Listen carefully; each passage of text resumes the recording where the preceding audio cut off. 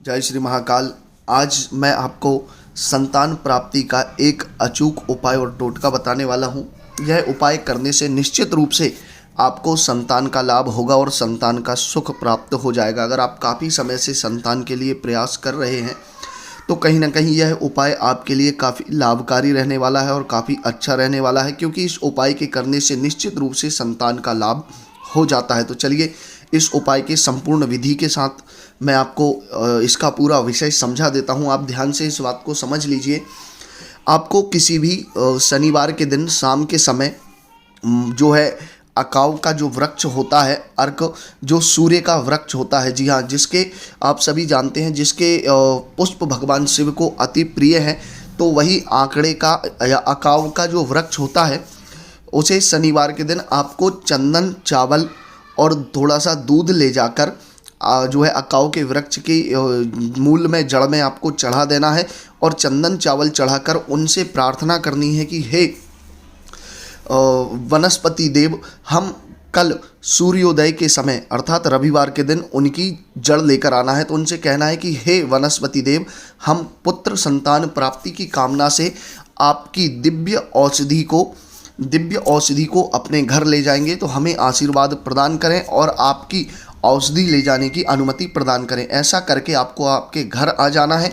फिर आपको रविवार के दिन प्रातः काल, जिस समय सूर्योदय होता है, उस समय जाना है और उस वृक्ष की जड़ को खोदकर आपको लेकर आना है। लेकर आने के बाद उस जड़ को किसी तांबे के पात्र में आपको रखना है और रखने के बाद उस जड़ को शुद्ध जल से, गंगा जल या नर्मदा जल आदि से आपको धोना है और धोने के बाद चंदन चावल लगाकर पूजन करना है, भगवान सूर्य का पूजन करना है और उनसे पुत्र की कामना की प्रार्थना करनी है।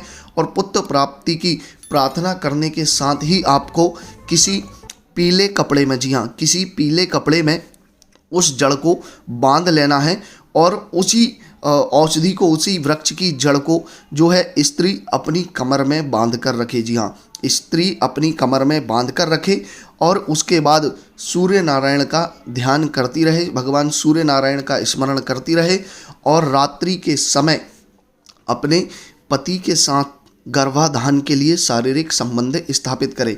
लेकिन इस विषय में भी आपको एक बात बहुत ध्यान रखना है कि मासिक धर्म का 6वां, 8वां, 10वां, 12वां, 14वां या 16वां दिन ही होना चाहिए। उदाहरण के लिए अगर आपका 1 तारीख को मासिक धर्म आया है तो 5 तारीख को आपको छोड़ना है।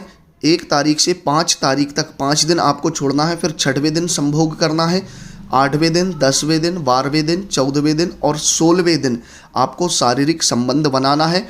और यह जो समय रहेगा वह शुक्ल पक्ष का रहे तो सर्वोत्तम रहेगा। शुक्ल पक्ष का ही समय रहना चाहिए और इन्हीं सम तिथियों में आपको शारीरिक संबंध स्थापित करना है। इसके अलावा अन्य तिथियों में संबंध नहीं बनाना है और भगवान सूर्य नारायण का नित्य पूजन करें, उन्हें नित्य जल और अर्घ्य प्रदान करें। इसके करने से निश्चित ही आपको पुत्र संतान प्राप्त हो जाएगी। संतान के लिए काफ़ी समय से अगर विलंब कर रहे हैं तो आपको अवश्य ही लाभ हो जाएगा। यह अनुभूत और अचूक प्रयोग है। यह प्रयोग कभी निष्फल नहीं होता है, इसीलिए इस प्रयोग को अवश्य करें। और आप अपनी जन्म कुंडली में संतान योग को जानना चाहते हैं, जन्म कुंडली के माध्यम से या हस्तरेखा के माध्यम से, तो स्क्रीन पर दिए गए व्हाट्सएप नंबर पर संपर्क करके भी आप जान सकते हैं। अगले वीडियो में पुनः मिलेंगे, तब तक के लिए जय महाकाल।